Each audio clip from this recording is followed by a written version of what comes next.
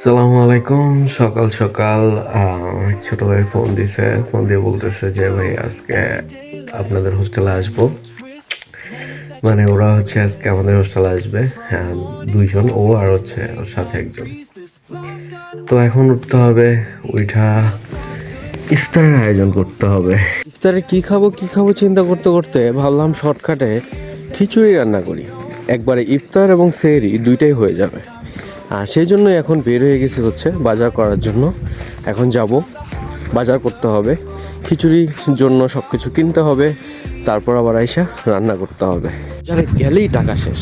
500 টাকা নিয়ে গেছি, চাল কিনছি, ডাল কিনছি, ডিম কিনছি, আর হচ্ছে কি কিনলাম, হাফ কেজি মতো গরুর মাংস কিনছি। টাকা শেষ ভাই। 500 টাকা কোনো টাকাই না। বাজারে ঢুকলে মনে হয় যেন 500 টাকা কোনো টাকাই না, এরকম একটা অবস্থা। ইফতারের আজান দিয়ে দিছে, বাট আমার এখনো রান্নাই শেষ হয় নাই। আল্লাহ বুঝেন না আমি কত ইফতারের আয়োজন করতেছি। মানে বিষয়টা হয়েছে যে ছোটো ভাই দুইটা আসছিল, ওরা দুইটা চলে গেছে, ওরা মসজিদে ইফতার করতে গেছে, আর আমি বাসায় খিচুড়ি আর গরুর মাংস বসাইছি, যা আমার এখনো রান্না হয়নি। হইলে তারপর আমি খাবো, আর সেটা কখন হবে, কখন খাবো, আই ডোন্ট নো। আলহামদুলিল্লাহ, অবশেষে আমার রান্না শেষ। আর এখন হচ্ছে আমি আমার খিচুড়ি আর আমার গরুর মাংস নিয়ে বসে গেছি একা একা ইফতার করার জন্য।